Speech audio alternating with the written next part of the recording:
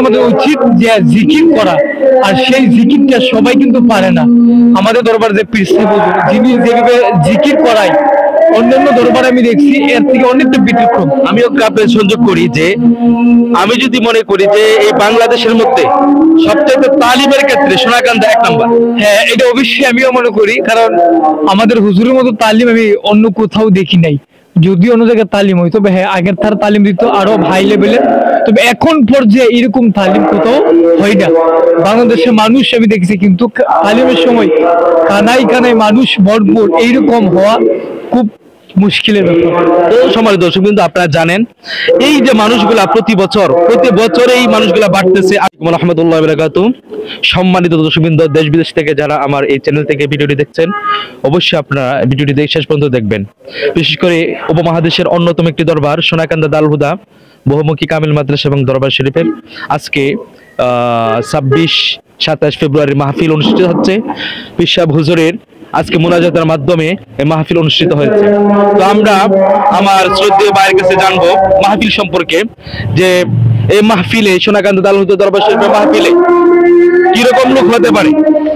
হ্যাঁ, আমার আনুমানিক আমি প্রত্যেক বছর যখন আসি দেখি প্যান্ডেলের চতুর্দিক দিয়ে মানুষ তো থাকি, ধর বরঞ্চ তার দোকানপাট সব বলে মানুষ কানাই কানাই ভরে যায়।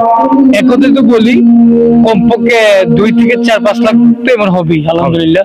তো যথেষ্ট মানুষ হই, আর মানুষগুলো আসলে আমি একটা কথা আশ্চর্য হয়ে যাই যে মানুষগুলো কেন আসে। তাদেরকে তো টাকা দেওয়া হয় না, খাবারও ঠিক মতো খাইতে পারে না, এত কষ্ট করে কেন মানুষ আসে? আসলে একটা কারণেই, শুধু আল্লাহ বাবার জন্য, যারা রাসূলের ভালোবাসায় দ্বীনের মহব্বতে মানুষগুলা বিভিন্ন দেশে প্রান্ত থেকে মানুষ ছুটে আসে।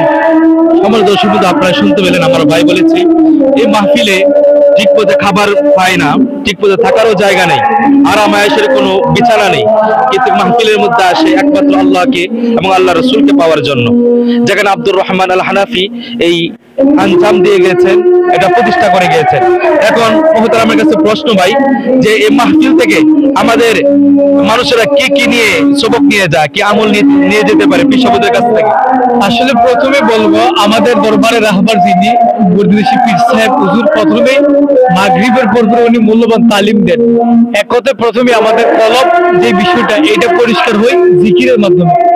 আমরা সাধারণত যারা জানি যে কাপড় যখন ময়লা হয় তখন আমাদের এই সারফেক্স অথবা সাবান দিয়ে দেওয়া লাগে। এখন কলব করে ময়লা হলে আমরা কি করব?